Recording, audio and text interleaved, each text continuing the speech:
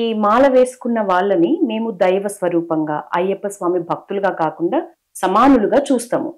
మీరు మమ్మల్ని ఎట్లా చూస్తారు?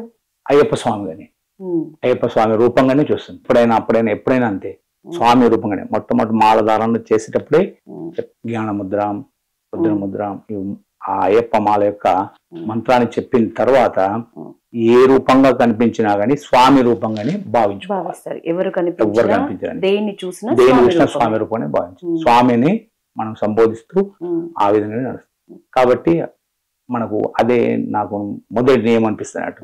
అయ్యప్ప గుళ్ళో మాల వేసినప్పుడు అక్కడ పూజారి గారు అని వేరే వారు మాల వేసినప్పుడు పరమేశ్వర స్వామి దగ్గరికి వెళ్ళండి, నియమాలు చక్కగా చెప్తారు అని చెప్పేవాళ్ళు.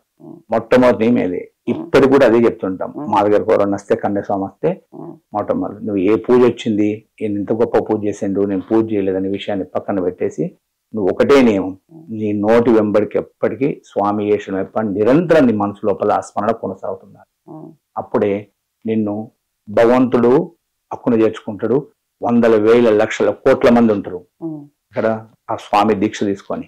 అందులో నువ్వు మొదటి వాడు ఉండాలంటే ఇదే నియమం అని అందరికీ అప్పుడైనా ఇప్పుడైనా చెప్తుంటారు.